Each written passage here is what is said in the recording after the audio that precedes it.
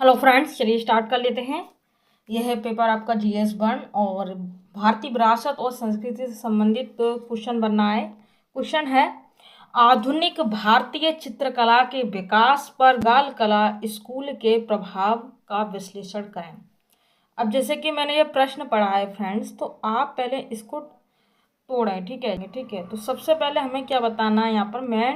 तो सबसे पहले जैसे कि मैंने अभी बताया, मैंने प्रश्न पढ़ा, आपको इस प्रश्न का दृष्टिकोण बनाना होगा। अपने दिमाग में अंदर ही अंदर आपको मन में सोच लेना है कि मुझे किस तरीके से इस प्रश्न का उत्तर देते जाना है। दृष्टिकोण आपको बताएंगे कि आपको किस तरीके से करना, फिर आपके अपनी कॉपी में कैसे लिखना है वो बताएंगे। ठीक है, तो हम लोग यहाँ पर दृष्टिकोण देख लेते हैं। देखिए, सबसे पहले बंगाल स्कूल ऑफ आर्ट्स के उद्भव पर प्रकाश डालते हुए आपको उत्तर प्रस्तुत कर रहे हैं। ठीक है, या फिर इंट्रोडक्शन बोलेंगे। ठीक है, आप आधुनिक भारतीय चित्रकला के विकास पर बंगाल कला स्कूल के प्रभाव का वर्णन करना है, फिर आपको लास्ट में निष्कर्ष देना है। ठीक है, तो सबसे पहले आप अपनी कॉपी पे लिखेंगे इस प्रकार से। चलिए, परिचय इस तरीके से आपको नहीं लिखना होता है फ्रेंड्स। ठीक है, चलिए आपको सिर्फ यहाँ से लिखना है। बंगाल स्कूल ऑफ आर्ट का उदय 20वीं सदी की शुरुआत में ब्रिटिश औपनिवेशिक शासन के दौरान लगाए गए पश्चिमी कलात्मक शैलियों के प्रभुत्व के जवाब में हुआ।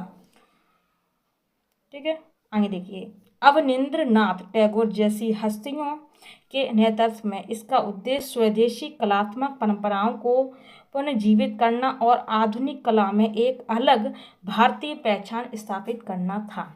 ये हो गया आपका इंट्रोडक्शन। ठीक है, आप यहाँ पर कुछ लाने कम भी कर सकते हैं, आप चाहें तो बस आप यहाँ से लिख सकते हैं इतना।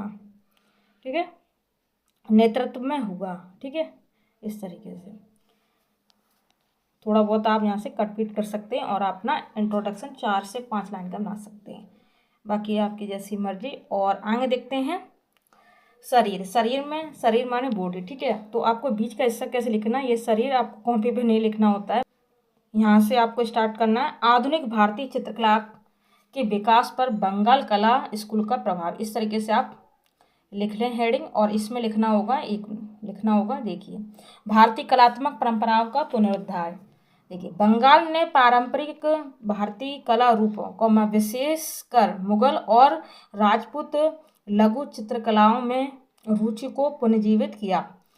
फिर इसमें एक पॉइंट लिखेंगे, इसमें स्वदेशी तकनीकों, सामग्रियों और विषयों के उपयोग पर जोर दिया गया है। उदाहरण, और तुरंत आप इसका उदाहरण दे देंगे। उदाहरण में अवनींद्रनाथ टैगोर की प्रसिद्ध पेंटिंग भारत माता। और जब कोई वैसा शब्द लिखें आप, ठीक है, बहुत ज़्यादा महत्वपूर्ण, तो आप जैसे ये कॉमा में बंद है, ऐसे ही आप बंद कर दिया करें। ठीक है, 1905 में अजंता गुफा चित्रकला और मुगल लघु चित्र के तत्व शामिल थे इसमें। ठीक है, चलिए आगे आपको लिखना है इस तरीके से, एक विशिष्ट भारतीय शैली का विकास।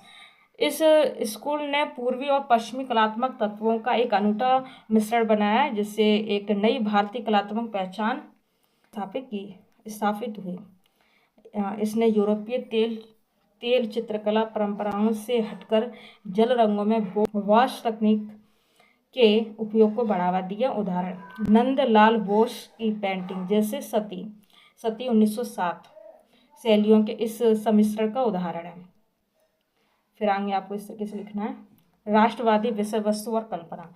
बंगाल स्कूल के कलाकार अक्सर भारतीय पौराणिक कथाओं, इतिहास और रोजमर्रा की जिंदगी के विषयों को चित्रित करते थे, जिससे राष्ट्रीय गौरव की भावना को बढ़ावा मिलता है। इस दृष्टिकोण ने व्यापक भारतीय स्वतंत्रता आंदोलन में योगदान दिया। कला शिक्षा पर प्रभाव। 1919 में रविन्द्रनाथ टैगोर द्वारा शांति निकेतन में कला भवन की स्थापना ने कला शिक्षा के प्रति बंगाल स्कूल के दृष्टिकोण को संस्थागत रूप दिया। इस मॉडल ने पूरे भारत में कला पाठ्यक्रमों को प्रभावित किया तथा भारतीय कलात्मक परंपराओं के महत्व पर बल दिया।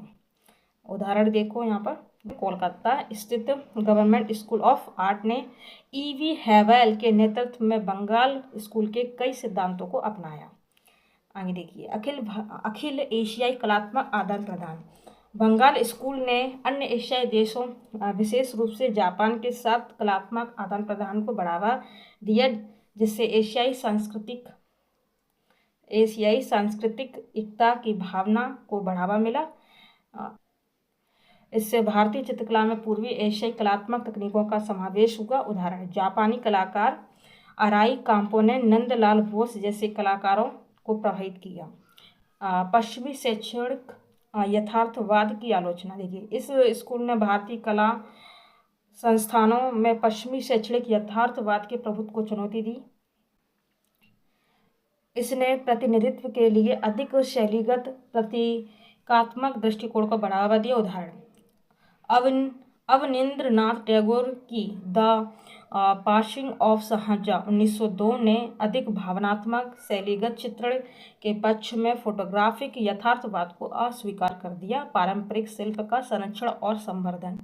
देखिए, बंगाल स्कूल का जोर स्वदेशी कला रूपों पर, जो पारंपरिक शिल्प तक विस्तारित था, जिससे इन प्रथाओं को संरक्षित करने और बढ़ावा देने में मदद मिली। उदाहरण, देखिए, बंगाल में पारंपरिक अल्पोना डिजाइन को पुनर्जीवित करने के लिए नंदलाल बोस का प्रयास। ठीक है, और इसमें आप और लिख सकते हैं, इंद्र दुगर की कृतियाँ ग्रामीण बंगाली दृश्यों और भारतीय पौराणिक कथाओं को दर्शाती है। उनकी कुछ सबसे उल्लेखनीय कृति द फेरी और विलेज सीन है। ठीक है, और अब आ जाते हैं निष्कर्ष पर फ्रेंड्स। देखिए, बंगाल कला विद्यालय का आधुनिक भारतीय चित्रकला के विकास पर गहरा और स्थायी प्रभाव रहा है। इसने पश्चिमी कलात्मक प्रभुत्व को सफलतापूर्वक चुनौती दी, स्वदेशी कला रूपों में रुचि को पुनर्जीवित किया और एक विशिष्ट भारतीय कलात्मक पहचान बनाई।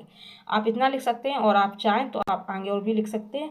हालांकि इसका प्रत्यक्ष शैलीकृत प्रभाव कम हो गया, लेकिन आधुनिकता को अपनाते हुए परंपरा से जुड़ने के इसके व्यापक सिद्धांत भारतीय कला को आकार देना रखते हैं। ठीक है, आप चाहें तो इसको छोटा रखें। ठीक है, आप चाहें तो बस यहाँ पर आप कर सकते हैं, और थोड़ी सी ये कड़ियाँ जोड़ सकते हैं, यहाँ पर आप ये कट कर सकते हैं। ठीक है, बाकी आप आधुनिक भारतीय चित्रकला से शुरू करके आप इतना कर सकते हैं। ठीक है, क्योंकि ज़्यादा बड़ा निष्कर्ष सही नहीं रहता है।